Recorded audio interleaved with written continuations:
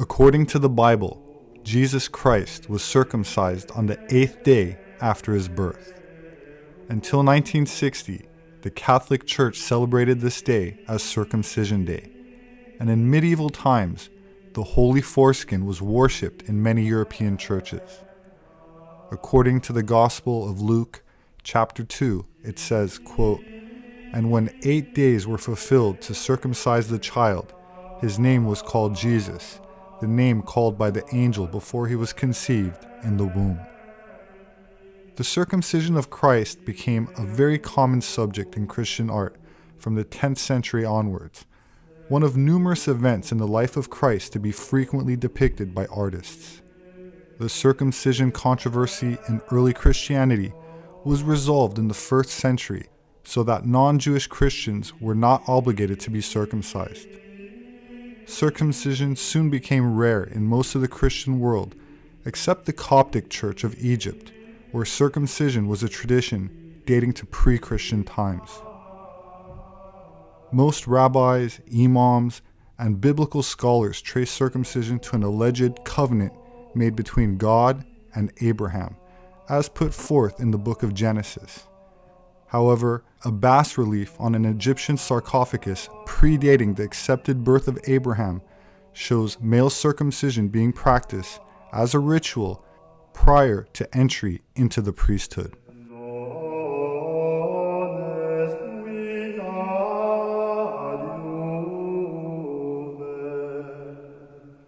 According to mainstream academia, exactly when and why this practice started is debatable, but most anthropologists agree that its origin predates written history. That said, Christopher Columbus reported circumcision being practiced by Native Americans, and while this prompted many people to conclude that they were amongst the lost tribes of Israel, which may or may not be the case, I would argue against an old world origin, since the Aztec, Maya, and even Inca also practiced a modified form of circumcision. In the case of the New World, the procedure was not exactly the same as practiced by modern Abrahamic faiths, as the rituals seemed to stem around bloodletting from the genitals performed upon the sons of what were described as, quote, great men, rather than complete removal of foreskin, although the very tip may have been removed. Although the Inca are considered a technologically sophisticated culture that assembled the largest empire in the Western Hemisphere, they were the only major Bronze Age civilization that failed to develop a system of writing, so data concerning their rituals remain largely speculative. That said, the Inca seem to have arose from a prior South American culture which they conquered and may have adopted rituals from, which would explain this puzzling shortcoming, which modern academia nowadays calls the Inca paradox. Circumcision has also traditionally been found among Samoan and other Pacific Island cultures, which is associated with a rite of passage, sign of manliness, and sexual prowess. These pro-sexual reasons seem to be counterintuitive, since the surgical procedure removes highly sensitive skin, which many people conclude may in fact reduce sensitivity, which may be a clue to the origin of this practice and its link to a priestly class. In antiquity, pre-Abrahamic faiths were closely tied to phallic symbolism. Fertility cults were common throughout Europe in pre-Christian times, with hundreds of stone phalluses having been found in Norway alone. Their symbolic representations of the male member, representing male potency, fertility, as well as spirituality. While many Jews, Christians, and Muslims will likely reject the link between sex and spirituality, one needs only to look at the story of Adam and Eve in Genesis, which, according to the Zohar, is not about a literal talking snake and an apple, but the forbidden fruit represents the orgasm, and the serpent represents the lightbringer and the forces of enlightenment, in the context of Prometheus, also a light bearer and savior of mankind in Greek mythology. Another story from Greek mythology, which, according to Plato, has its origins in Egyptian history, is the legend of Atlantis, which is about an ancient seafaring civilization that attacked the Mediterranean at the end of the Pleistocene. According to Plato, this empire came from the Atlantic and attempted to enslave the people of the Mediterranean, but ultimately failed before being subdued by massive cataclysms which ended the Ice Age. According to honorary 33rd degree Freemason Manly P. Hall, Atlantis may have been the original source for carnal practices, which he referred to as black magic. The princes of the islands of the Atlantides became very proud. They decided that they would conquer the world. So in order to achieve this great end, they decided to send expeditions of conquest over all the other parts of the then Atlantean distribution. These peoples possessed extrasensory perceptions that had not yet been closed by the process of embodiment.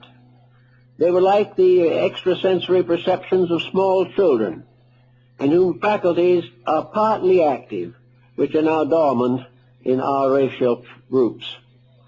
So in any way, these magicians, these sorcerers, these powerful ones who possessed Brill being the one motive power that is inexhaustible, something we could use today, that we'd carry anything, transport anything, activate anything that the human being could conceive.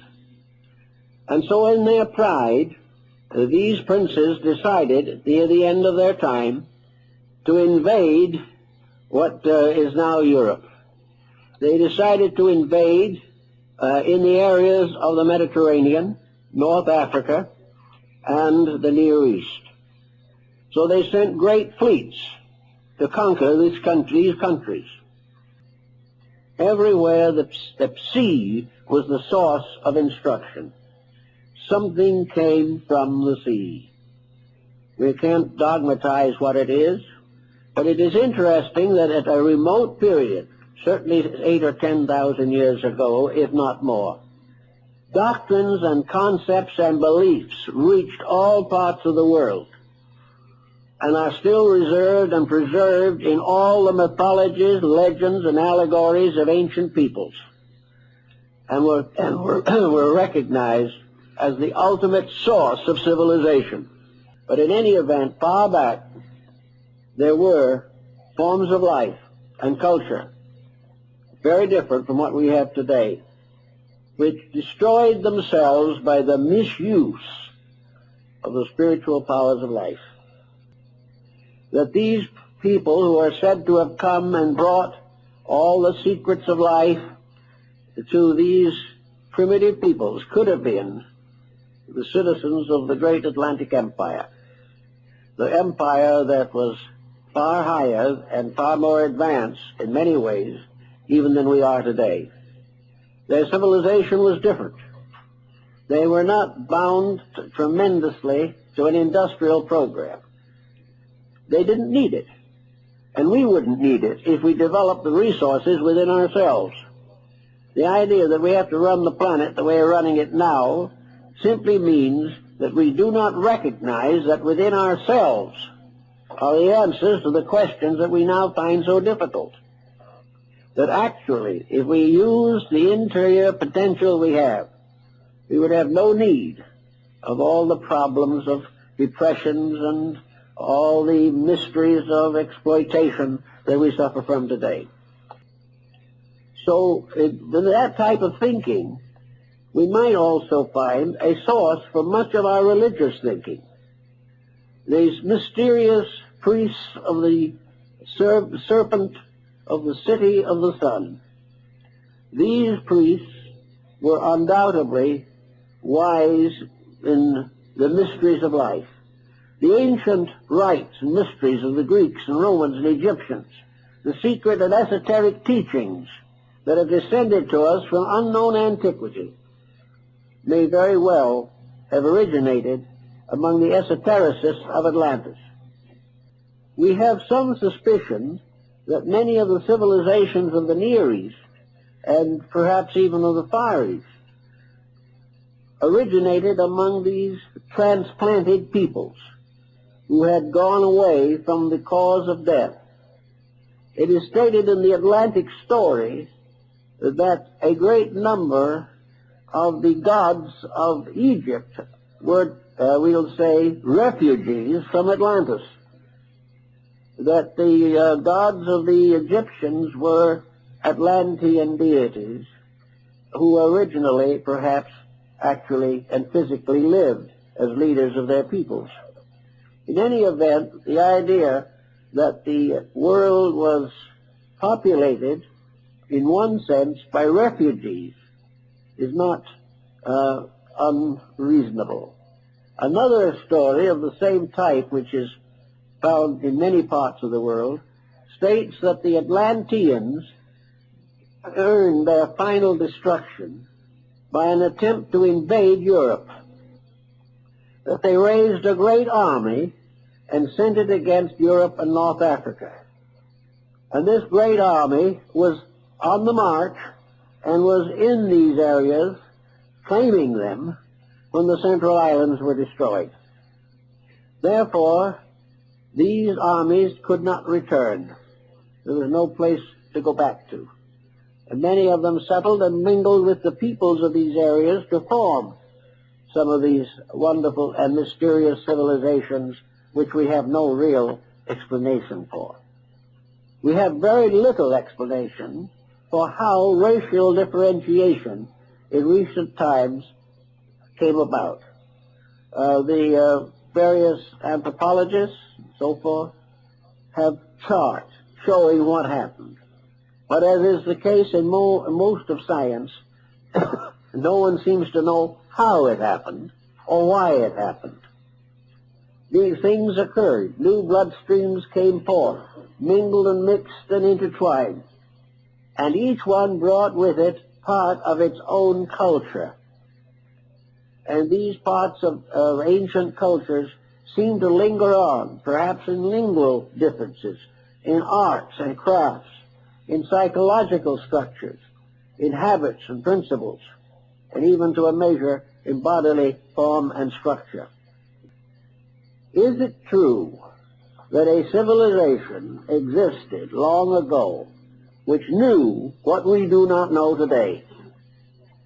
Is there something lost in our way of life because it disappeared under the waters of the Atlantic so far back in our story?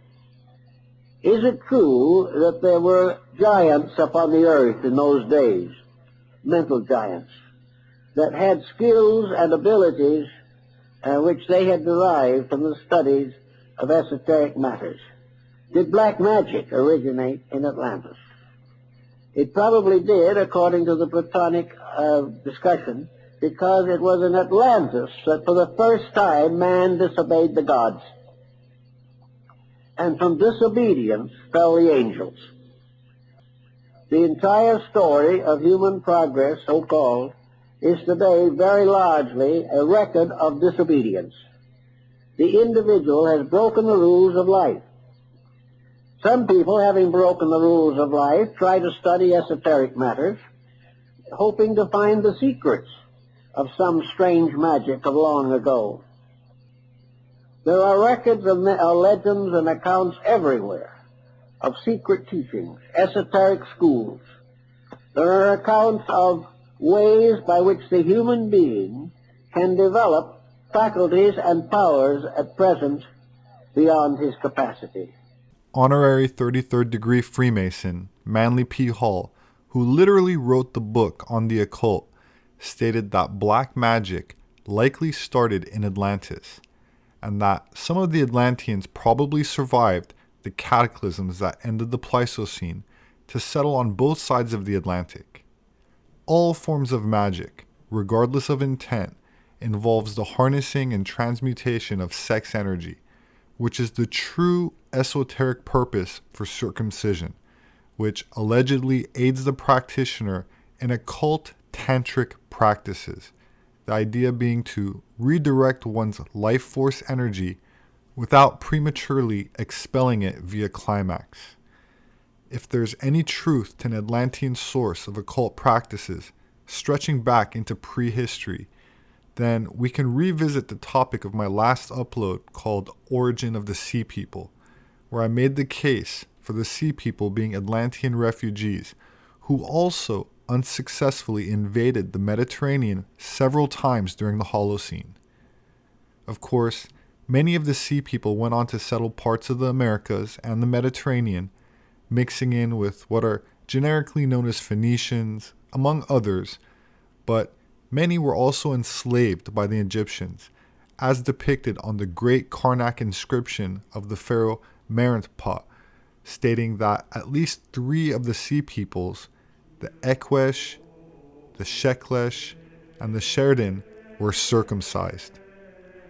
That said, the next major event in the Egyptian saga involves an exodus of circumcised slaves out of Egypt, and the rest, as they say, is history.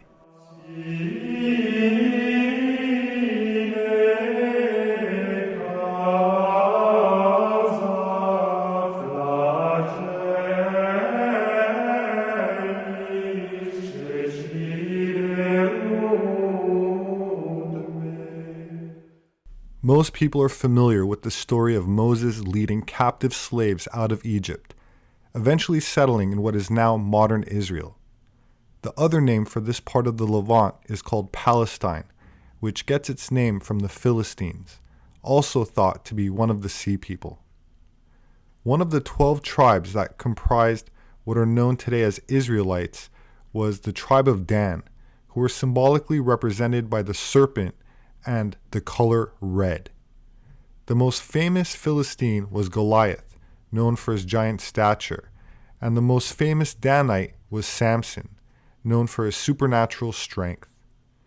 The biblical account states that Samson was a Nazirite, one who has taken a voluntary vow of celibacy, abstains from alcohol, or at least grapes, and may not cut his hair, which is a sign of chastity, and the source of his immense strength and virility, which allowed him to perform superhuman feats, including slaying a lion with his bare hands.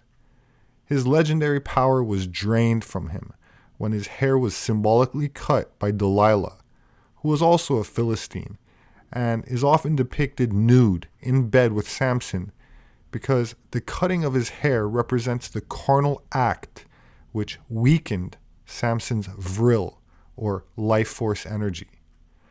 Nazirite comes from the Hebrew word nazir, meaning sacred, set apart, or separated. In other words, to abstain from, as in chastity. John the Baptist was also a Nazirite, and regardless of tribe, any Jewish person could become a Nazirite by an intentional verbal declaration, including children. Of course, Jesus himself is traditionally depicted with long hair, and usually with a beard, as many believe that he was a member of the Essenes, a Gnostic sect which also partook in vows of chastity, meaning they participated in esoteric tantra and transmuted their sex energy into refined spiritual energy. The term Jesus of Nazareth is almost universally accepted in mainstream Christianity as having to do with a town called Nazareth, which is not mentioned once in the Old Testament or in rabbinic literature, but sects of Esoteric Christianity argue that Jesus, like John the Baptist, took the Nazirite vow. Samuel Ein Wayor is a proponent of this perspective and argues in his book, The Perfect Matrimony, The Door to Enter into Initiation, quote, "Sexual magic is practiced in Esoteric Christianity. Sexual magic is practiced in Zen Buddhism. Sexual magic is practiced amongst the initiated yogis. Sexual magic is practiced amongst the Muslim Sufis. Sexual magic was practiced in the initiate colleges of Troy, Egypt, Rome, Carthage, Eleusis. Sexual magic was practiced by the mysterious Maya, Aztec, Inca, Druids, etc."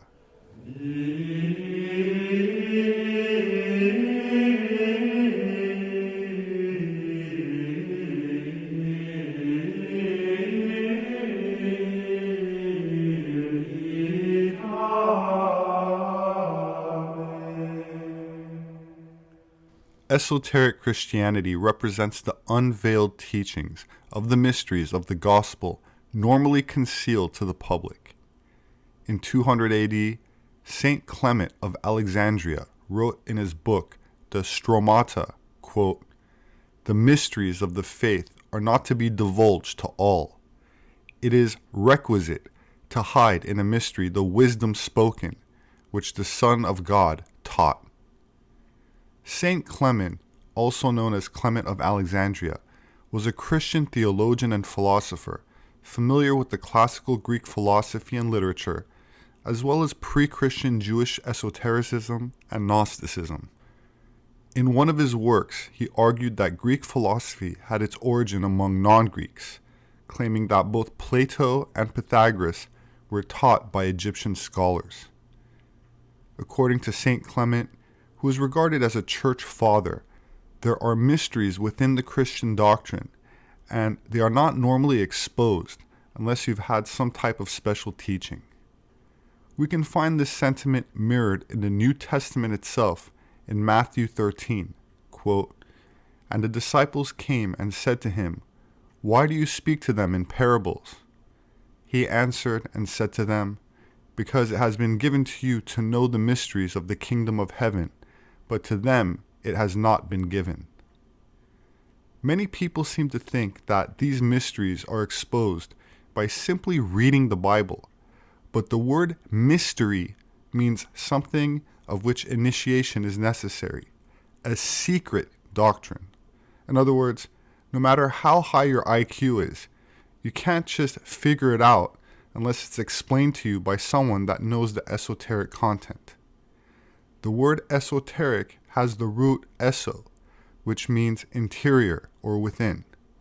Esoteric, coming from the Greek word esoterikos, means intended to be revealed only to the initiated of a group, understood or meant for only the select who have special knowledge or interest, belonging to the select few.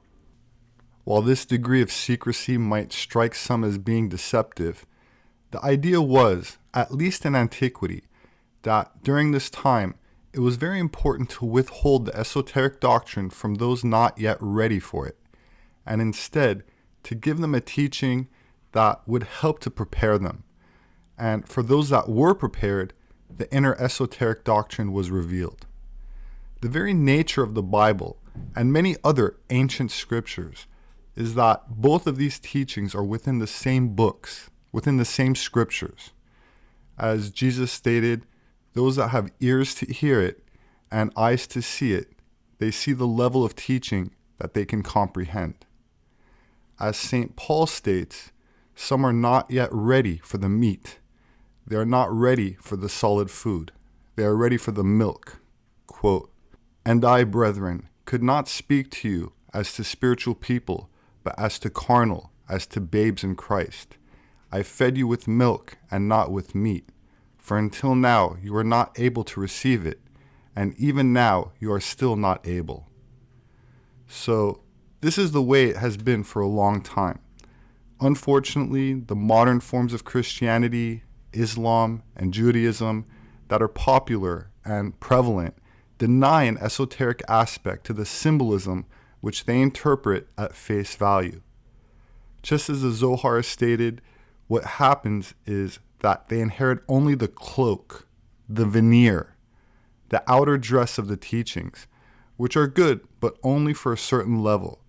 They have lost the inner doctrine, the esoteric form of Christianity. If you literally read the Bible, you'll find all sorts of contradictions. For someone who critically analyzes that, if there's no inner teaching, all that can be seen is something that contradicts itself, or something that appears superficial. This is the main reason why many people have left their traditional religion, because they can only find the lower level, the milk, and they're ready to receive the meat.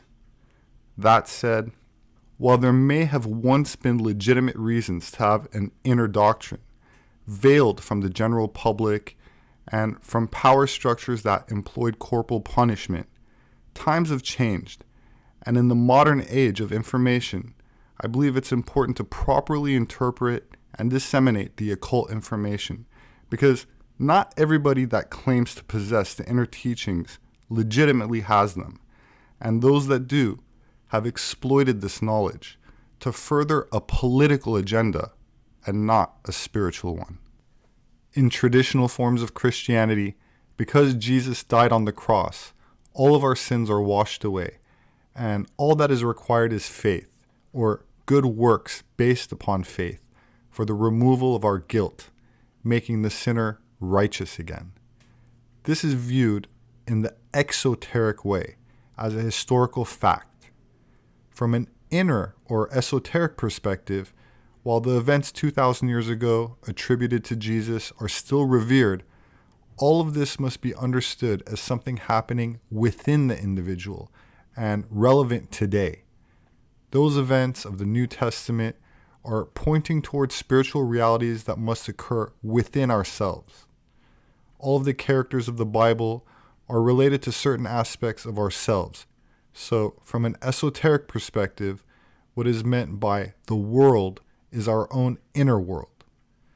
Esoteric Christianity views the soul as something that must be worked on, must be developed, and that effort other than faith alone is necessary for spiritual salvation. Unlike the traditional forms of Abrahamic religions, it is understood in the esoteric or Gnostic forms that we can know and experience God directly. This is one of the main differences. The church, synagogue, or mosque as a middleman is not necessary, as even a beach can be one's temple.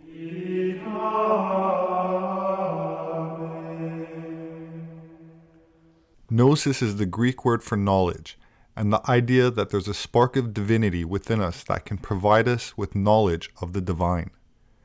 This is something that many ancient church fathers also agreed with. Justin Martyr was an early Christian philosopher who lived during the 2nd century AD. The First Apology, his most well-known text, passionately defends the morality of the Christian life and provides various ethical and philosophical arguments to convince the Roman emperor to abandon the persecution of the church. Quote, "And when we say that he, Jesus Christ, our teacher, was crucified and died and rose again and ascended into the heaven, we propound nothing different from what you believe regarding those whom you esteem sons of Jupiter." He also indicates, as St. Augustine would later, that the true religion, or, quote, "seeds of Christianity," actually predated Christ's incarnation. He was referring to what the Greeks called gnosis and the Kabbalists called light. In The Perfect Matrimony, Samuel Ayn Weor said, "The sexual impulse is an illuminating factor. It is always a type of light. If you expel the light, you are full of darkness. People think after the orgasm that now that agitation is gone, so one feels relaxed again. But that's not really what's happening. This is like a person walking into a room. They turn the lights on, and they see something horrific. They get scared, and then they turn off the lights and they think, oh, everything is better. Actually, everything is the same, just there's no light to see. Every time you orgasm, you're turning the lights off. Then, little by little, the energy accumulates again. The orgasm is a great exchange of temporary sensations for long-term ignorance, darkness, and desire. We also mistake that the sensation of dullness is happiness. The more you begin to transform your sexual energy and try to eliminate your desires, the more that light of your transformed sexual impulse is going to illuminate deeper factors within yourself. You're going to continue to see more and more things within your mind. Every time you spill the energy, you're removing the ability for you to connect very powerfully with God. The transformation of our sexual impulse is the very connection.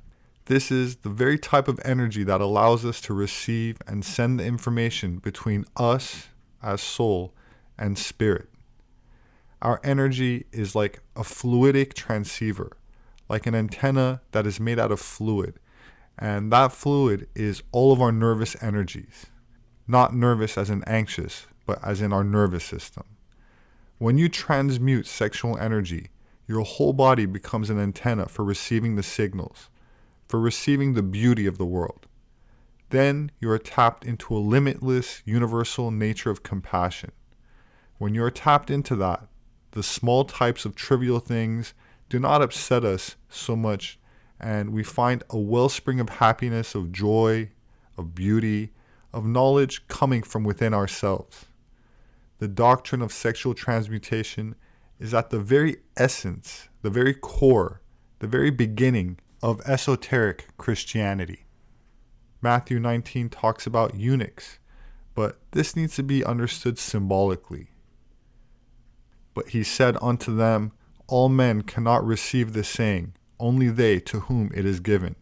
For there are eunuchs who were born from their mother's womb, and there are some eunuchs who were made eunuchs of men, and there are eunuchs who have made themselves eunuchs for the kingdom of heaven's sake. He that is able to receive it, let him receive it. The context of this verse is about energy transmutation, not literal castration. To not only use the energy to procreate, and instead use the energy for developing the soul. Of course, the esoteric doctrine has never been for everybody, but there are those that believe that everybody has the right and the capacity to walk this path if they choose to, and at the very least, be exposed to it academically. The topic of being born again is one of the more popular prevalent phrases in modern Christianity, which often has something to do with baptism. For those interested in the esoteric interpretation of this concept, I will leave a link in the description to a presentation I did called Secrets of Gnostic Baptism. Also, make sure to subscribe for future videos on this topic, which I will be covering again soon in much more detail. My name is Robert Sepehr. I'm an anthropologist. My published work is available on Amazon and through all other major book outlets. If you'd like to support my work, you can do that through patreon.com. There should be a link in the description. Please subscribe for future updates. Leave your thoughts below. Have a wonderful weekend, and I hope to see you again soon.